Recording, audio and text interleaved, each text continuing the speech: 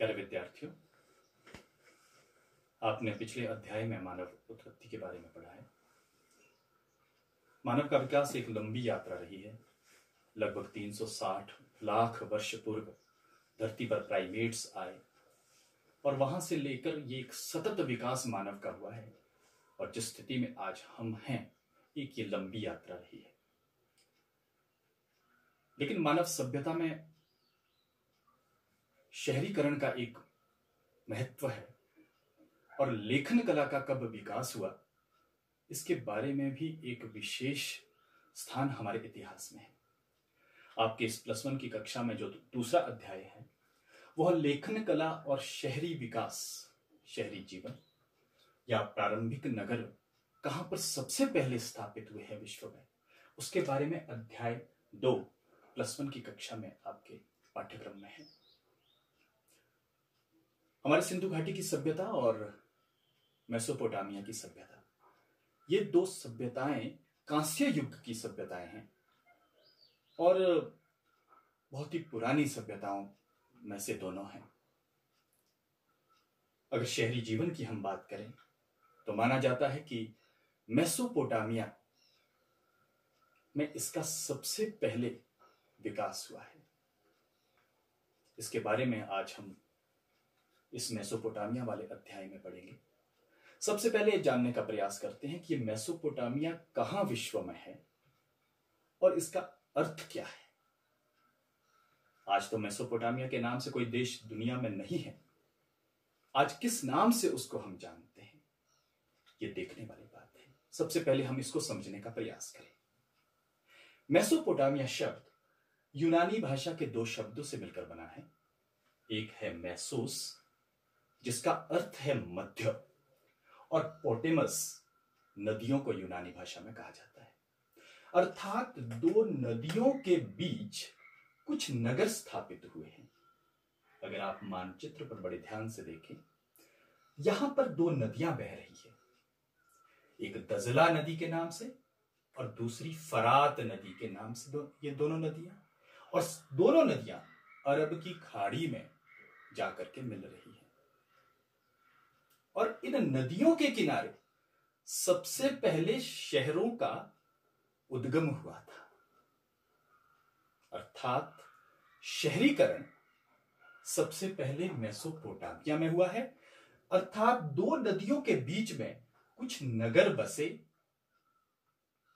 जिनमें मुख्यतः निनवे, निमरूद, अस्सुर और सबसे पुराने नगरों में उरूक और उर, इसके अलावा किश, लगश, मारी, बेबीलोन, अनेक नगर उस समय दजला और फरात नदियों के किनारे बसे थे। और आज के समय की बात करें तो यह विश्व में कहां इसका स्थान है, तो इराक देश जो है, जिसकी राजधानी बगदाद है, वह मेसोपोटामिया पहले कहा जाता था। इराक के साथ पड़ोस में ईरान है, उत्तर की तरफ ईरान है। और अगर इस मेसोपोटामिया को हम देखें, इसके भौगोलिक परिस्थिति को देखें, तो उत्तर पूर्व की तरफ वहां पर मैदान थे, ऊंचे नीचे मैदान, जिस पर घास अत्यधिक होती थी। पशुओं के लिए चरागाह बहुत अच्छा वो देते थे।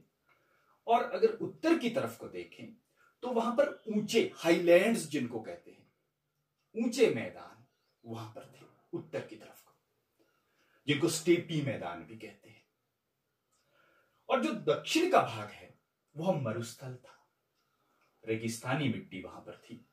लेकिन इन दोनों नदियों के कारण उस मरुस्थली जमीन को भरपूर पानी मिला करता था, सिंचाई की व्यवस्था भरपूर थी। और ये दोनों जो नदियां हैं, दजला और फरात, ये तोरूस नामक पर्वत से, जो कि आर्मेनिया देश से इसका उद्गम स्थल है, तोरूस पर्वत 10,000 फुट की ऊंचाई पर ये तोरूस पर्वत है। और वहां से ये दजला और फरात दोनों नदियां बहा करती थी। और विशेष बात इसमें यह थी कि ये पूरे वर्ष बहने वाली नदियां थी। इसके पीछे क्या कारण हो सकता है कि जो ये तोरूस पर्वत है ये बर्फ से पूरे वर्ष ढका रहता था। बर्फ आच्छादित होने की वजह से ये नदियों में पानी कभी सूखता नहीं था। अब इन दोनों नदियों के बारे में बात कर लेते हैं। जो दजला नदी है वह लगभग 1850 किलोमीटर इसकी लंबाई है, लेकिन इसका बहाव बहुत अधिक तेज था। तेज बहाव होने की वजह से यहां के जो तट हैं इस नदी के वह टूटे फूटे हुआ करते थे। काफी तेज बहाव था और इसके किनारे नगर बसे हैं, लेकिन इतने अधिक नहीं बसे हैं क्योंकि काफी खतरे वाली ये नदी थी और काफी तेज बहाव, कई बार इसमें बाढ़ आ जाती थी, कई बार इसके जो तट है वो टूट जाते थे, किनारों में रहना मुश्किल होता था। लेकिन फिर भी निनवे, निमरूद, अस्सूर, ये इवन बगदाद जो शहर है वो भी इस नदी के किनारे बसा हुआ है। और जो दूसरी नदी फरात है वो इससे लंबी है। दजला से फरात की जो लंबाई है वो अधिक है, 2350 किलोमीटर ये दजला, ये फरात नदी जो है 2350 किलोमीटर लंबी नदी है और इसका बहाव तेज था, धीरे से चलती थी और इसके किनारे ही काफी शहर बसे हैं, मारी, किश, लगश, बेबीलोन और सबसे महत्वपूर्ण जो सबसे पुराने नगरों में माने जाते हैं उरूक और उर, ये दोनों नगर भी फरात नदी के किनारे बसे थे। लगभग 3000 वर्ष ईसा पूर्व उरूक नगर की स्थापना हो गई थी।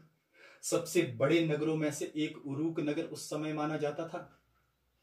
तो इस प्रकार से दजला और फरात नदी के किनारे अनेक नगर लगभग 3000 ईसा पूर्व में ये दोनों नगर स्थापित हुए थे। अगर दजला और फरात की बात करें, इसमें काफी पानी होता था। उत्तर से निकल करके ये अरब की खाड़ी तक पहुंचती थी और इसके जो नीचे वाला क्षेत्र था ये काफी नहरें वगैरह इससे निकलती थी। सिंचाई के लिए जो ये मरु जमीन थी, यहां पर रेगिस्तानी जो जमीन है वहां पर सिंचाई की व्यवस्था काफी अच्छी होती थी। और माना जाता है कि जो शहरीकरण और ये लेखन कला का जो विकास दुनिया में हुआ है वह इस मरु जमीन पर ही हुआ है। उसके पीछे क्या कारण हो सकते हैं? इस दजला नदी से जो सिंचाई की, फरात नदी की वजह से जो सिंचाई की व्यवस्था चलती थी उससे यहां पर उपजाऊ जमीन हो गई थी और ये अपने साथ काफी उपजाऊ जमीन, मिट्टी को भी अपने साथ लाती थी, जिससे जो मरुस्थल वाली जमीन है ये उपजाऊ हो गई। सिंचाई की व्यवस्था अच्छी थी और यहां अच्छी फसलें भी उगा करती थी। गेहूं, जौ, मटर, मसूर, ये विशेष फसलें यहां पर उगा करती थी। और खजूर का उत्पादन तो इराक में आज भी काफी दुनिया में नाम है उसका, तो उस समय भी खजूर का उत्पादन हुआ करता था। और कृषि का उत्पादन, अगर कृषि की आरंभ, यहां पर खेती का आरंभ देखा जाए तो 7000 से 6000 वर्ष ईसा पूर्व में उत्तर के भाग में कृषि का आरंभ हो चुका था। उसके पीछे कारण यही था कि जमीन उपजाऊ थी, काफी स्टेपी यहां पर मैदान थे और नदियों का यहां पर महत्व था, उनसे सिंचाई की व्यवस्था थी। तो हमारे इतिहास में जब उत्खनन हुआ है इस मेसोपोटामिया का लगभग 1840 ईसा में, ये अभी उत्खनन जब हुआ है तो उससे पता चला है कि 7000 से 6000 वर्ष ईसा पूर्व में यहां पर खेती बाड़ी आरंभ हो गई है मेसोपोटामिया के उत्तरी भाग में। लेकिन जैसे जैसे यहां पर नगरों का विकास हुआ, मरुस्थली जमीन भी उपजाऊ होने लगी, सिंचाई की व्यवस्था यहां पर होने लगी और अनेक फसलें, गेहूं, जौ, मटर, मसूर, खजूर, अनेक फसलें यहां पर उगने लगी। पहले तो किसान केवल अपने उपयोग के लायक खेती बाड़ी क्या करता था, लेकिन जब खेती का उत्पादन इतना अधिक हो गया कि उसका व्यापार करने की भी उनकी सोच बन गई। और जब व्यापार होने लग गया, दूसरे देशों में जाकर के व्यापार होने लग गया, तो सभ्यता का विकास गांवों से शहर की तरफ जाने लगा। अब बात आती है कि ये शहरीकरण होता क्यों है, किस वजह से शहर बनते हैं। हम अपने सिंधु घाटी की भी बात करें या अपने पुराने इतिहास को झांके, मानव इतिहास की बात को करें, तो सबसे पहले मानव झोपड़ी में रहना शुरू किया था, खेत खलियान में उसने फसल को उगाना आरंभ किया था, लेकिन धीरे धीरे वह एक सभ्य होने लगा, एक समूह में रहने लगा, गांव में बसने लगा। और जब गांव में खेती बाड़ी इतनी प्रॉस्परस हो गई तो उस खेती बाड़ी की उपज को बहुत दूसरी जगह पर बेचने के लिए जाने लगा। और जब बेचने के लिए व्यापारिक रास्ते बनने लगे, व्यापारिक केंद्र बनने लगे, तो वहां उन व्यापारिक केंद्रों ने एक कस्बे का स्थान ले लिया और वो कस्बे धीरे धीरे बड़े शहरों में बसने लग गए। और ये काफी जनसंख्या का घनत्व जहां अधिक होता है, शहर आजकल भी हम देखते हैं, शहर हम उसी को कहते हैं जहां पर जनसंख्या का घनत्व अधिक हो। एक कम क्षेत्र में अधिक जनसंख्या, अधिक लोग रह रहे हों और सुनियोजित तरीके से वहां पर सारी सुविधाएं उपलब्ध हो, तो उसी को तो हम शहर कहते हैं। तो शहरीकरण का विकास मेसोपोटामिया में जो उस समय हुआ था, वो कुछ उसकी यात्रा इसी प्रकार से चली है। नदियों से पानी आने लगा, सिंचाई की व्यवस्था अच्छी होने लगी, मरुस्थल की जमीन में भी फसलें उगने लगी। जब अधिक फसलें होने लग गई तो वहां पर बड़े शहर बनने लग गए, वहां व्यापारिक नगर बनने लग गए। जब व्यापारिक नगर बनने लगे तो उसके लिए एक संगठन की भी जरूरत होती है, आपको मैनेज करनी पड़ती है। हर चीज को संभालने के लिए एक संगठन, एक सिस्टम को बनाना पड़ता है। और उसको सिस्टम को बनाते बनाते एक मुखिया भी बनता है, जिसको आप राजा का नाम समय के साथ देते हैं। और वो राजा अनेक प्रकार से वहां पर अपने कार्यालय स्थापित करता है, अनेक भवनों का निर्माण करवाता है। और वो राजा के इर्द गिर्द, जो राजा राजमहल के इर्द गिर्द जो भवन है, जो इलाका है, वो एक शाही नगर का स्थान ले लेता है। और अगर मेसोपोटामिया की एक विशेषता खास तौर से रही है वो उनका धार्मिक जीवन। वो अनेक देवी देवताओं की पूजा करते थे और अनेक भव्य मंदिर भी उस समय उत्खनन में मिले हैं। इसका अर्थ यह है कि मेसोपोटामिया के लोग बड़े धार्मिक जीवन व्यतीत करते थे, अनेक मंदिर वहां पर मिले हैं। और धीरे धीरे उन मंदिरों के इर्द गिर्द भी नगर बसने लग गए और वो धार्मिक नगर बन गए। अर्थात हमारे पास शहरीकरण किस प्रकार से होता है, वहां 3 प्रकार के नगर बसा करते हैं। आमतौर पे हम भी हिंदुस्तान में देखते हैं, अपने देश में यहाँ पर कुछ व्यापारिक नगर है, जैसे मुंबई है, कई यहाँ पर धार्मिक नगर है, जैसे हरिद्वार, प्रयाग हैं, या फिर शाही नगर को आज हम कैपिटल जिसको कहते हैं, राजधानियां। हमारे देश में अनेक राजधानियां, और देश की राजधानी जो है वो एक तरह से आजकल के मॉडर्न शाही नगर हैं। तो उस समय में भी चिरकाल से इसी प्रकार के नगर बनते आए हैं।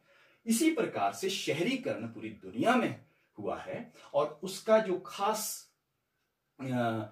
स्थान रहा है वह मेसोपोटामिया की देन रही है। मेसोपोटामिया की विश्व को ये 2 बड़ी देन है। एक तो शहरी जीवन पूरी दुनिया को उन्होंने दिया है, और दूसरी लेखन कला, जिसके बारे में विस्तार से हम अगले टॉपिक में बात करेंगे। लेखन कला का भी विकास मेसोपोटामिया में ही हुआ है, और ये दोनों विकास इस मेसोपोटामिया के दक्षिण भाग से आरंभ हुए हैं, जिसमें उरूक और बेबीलोन इन नगरों का विशेष स्थान रहा है। अब शहरीकरण के पीछे और विस्तार से हम बात करते हैं कि किस प्रकार से इनके कारण क्या है कि शहरीकरण जो होता है। आज हम यहां पर भी देखते हैं,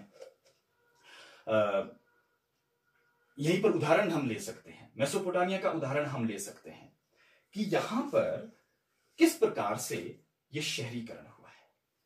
उपजाऊ खेती, जिसके बारे में मैंने काफी चर्चा अभी तक कर दी है, क्योंकि उपजाऊ खेती थी, फसलें अच्छी होने लगी थी और उन फसलों का व्यापार होने लगा था, और जो वो व्यापारिक केंद्र थे उन्होंने नगर का रूप लेना आरंभ कर दिया था।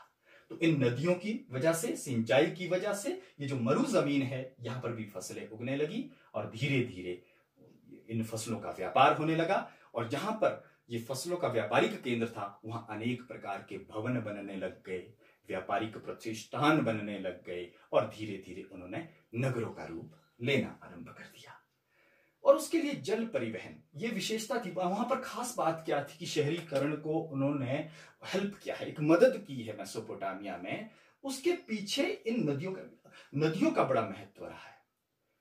अब यातायात के साधन उस समय इतने इजाद नहीं हुए थे। आज से 5000 वर्ष पूर्व यातायात के कोई ऐसी ट्रेन, हवाई जहाज या सड़कें उस समय नहीं थी।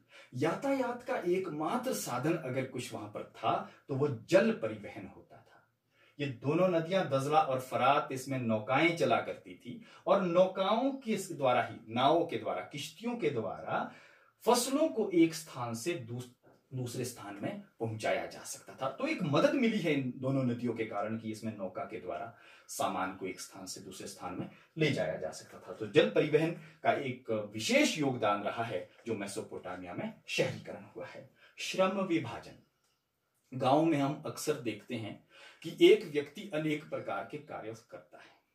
हमारे पुराने गांव, अभी की ही हाल की ही बातें आप देखते हैं, गांव के परिवेश में आप जाकर के देखिए तो एक व्यक्ति अनेक प्रकार के कार्यों को करने में सक्षम होता है। लेकिन शहरों में ऐसा नहीं होता है। शहरों में श्रम विभाजन होता है। अब उस समय धातु, कांस्य युग की बात है, धातुओं का बहुत ज्यादा उपयोग होता था, मुद्राएं बनती थी और उनको बनाने के लिए अनेक लोगों की आवश्यकता होती थी।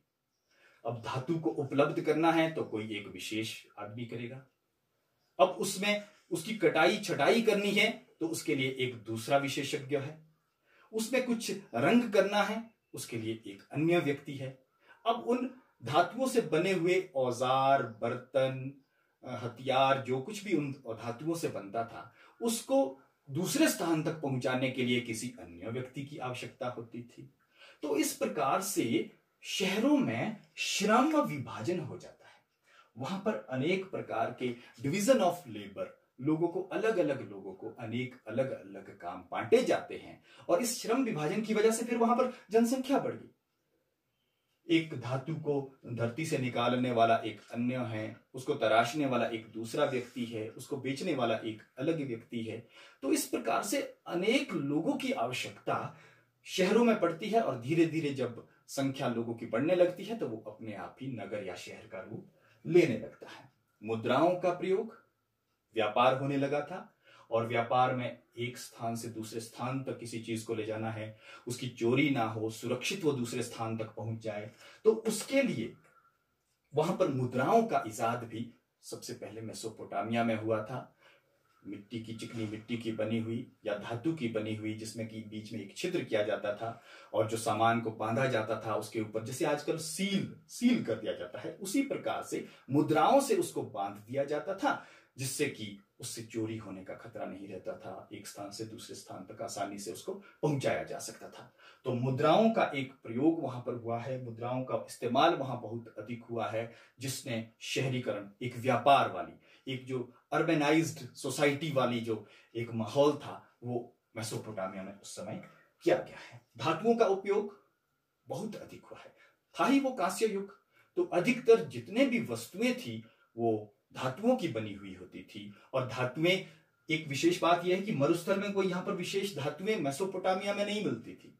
इन धातुओं के लिए यह निर्भर था दूसरे देशों पर, दूसरे देशों तक, यहां तक कि मेसोपोटामिया का जो व्यापार है वो सिंधु घाटी के साथ भी रहा है, अनेक दूसरे देशों के साथ व्यापार हुआ करता था और धातुएं वहां से लाई जाती थी और कृषि उत्पाद जो है उन देशों तक पहुंचाए जाते थे। तो इस प्रकार से व्यापार का जो आदान प्रदान, वस्तुओं का विनिमय, इसने व्यापार को बढ़ोतरी की और वहां मेसोपोटामिया में शहरीकरण का विकास हुआ है। और इन सबको एक समन्वय, एक अरेंज करने के लिए एक संगठन की जरूरत होती है, जिसमें कि राजा की प्रमुख भूमिका रहती है। आज भी हम देखते हैं देश का मुखिया होना चाहिए, जो कि इस सबको संगठित करता है, सुनियोजित तरीके से चलाते हैं। उसी तरह से उत्खनन में अनेक साक्ष्य इस तरह के मिले हैं कि वहां पर एक राजा भी था।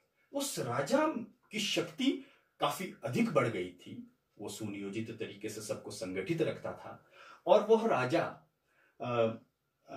अनेक प्रकार से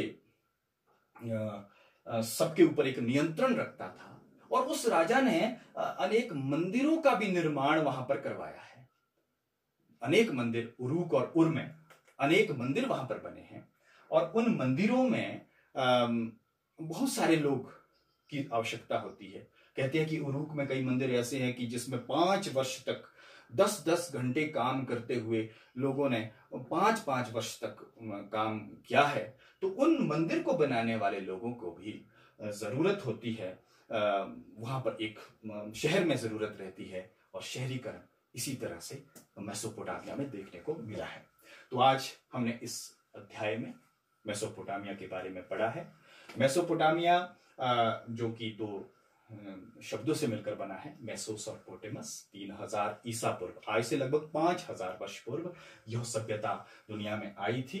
और 2 दजला और फरात नदियों के बारे में हमने यहाँ पर पढ़ा है, किस प्रकार से ये सिंचाई व्यवस्था यहाँ पर करती थी और मरुस्थल जमीन को भी उपजाऊ बना दिया। व्यापार बढ़ा, दूसरे देशों के साथ भी आदान प्रदान होने लगा और इस वजह से नए नए नगर इन दोनों नदियों के किनारे बसने लग गए थे। हमने शहरीकरण के बारे में थोड़ा सा उल्लेख किया है, थोड़ा सा समझने का प्रयास किया है कि शहरीकरण क्या होता है, शहर किस प्रकार से बनते हैं और ये शहर बनाने का जो योगदान है, जो देन रही है, वो मेसोपोटामिया की रही है। मेसोपोटामिया में अनेक शहर उस समय बने थे और पूरे विश्व को एक पहचान दी है कि किस प्रकार से शहरों का निर्माण किया जाता है। तो शहरीकरण और लेखन कला के बारे में हम अगले अध्याय में, अगले टॉपिक में हम विशेष तौर से बात करेंगे। लेकिन आज मेसोपोटामिया की भौगोलिक स्थिति क्या है, मेसोपोटामिया में दजला, फरात, तोरूस, भौगोलिक स्थिति वहां की क्या थी, किस प्रकार से उपजाऊ जमीन थी और किस प्रकार से अनेक शहर वहां पर समय के साथ बनने आरंभ हुए थे। तो इसका अध्ययन करिए और यदि आपको चार्ट में दिखाई ना दे तो आप जूम करके भी इन शब्दों को बड़े ध्यान से देख सकते हैं। इसके साथ ही थैंक यू।